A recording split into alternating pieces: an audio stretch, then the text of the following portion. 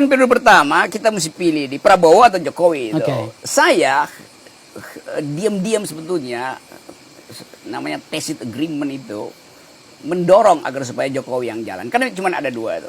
Karena dia dari sipil. Karena kita mau bikin percobaan bahwa yang jelata juga yang nggak dikenal itu bisa naik ke parlemen. Dan itu ada pada diri Pak Jokowi kan gitu ya. Nah, pada waktu itu kita izinkan, kan teman-teman saya banyak masuk istana kan dari civil society, dari LSM segala macam. Tapi kita bilang pada dia, Anda masuk istana untuk menghasilkan demokrasi itu.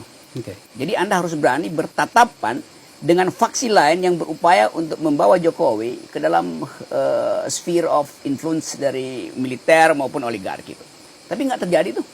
Jadi artinya Jokowi tidak didampingi oleh mereka yang paham bahwa Jokowi harus diselamatkan dari godaan kapital dan godaan otoritarianisme. Lain kalau kita nggak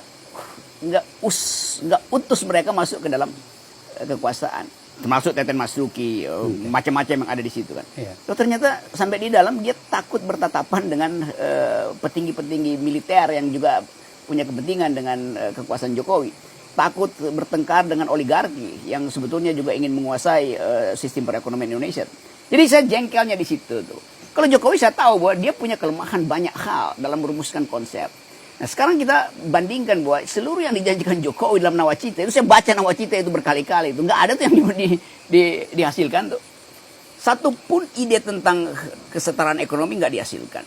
Ide tentang lingkungan nggak dihasilkan, hak asasi manusia. Jadi beban itu yang saya anggap bahwa oke, kalau itu dia gagal gitu. Nah saya menganggap gagal setelah saya mengevaluasi, bukan karena saya benci Jokowi. Saya lebih benci mereka yang di sekitar Jokowi daripada Jokowi. Karena mereka mengasuh Jokowi dalam upaya untuk menempel, bukan untuk mendidik. Presiden tetap harus dididik.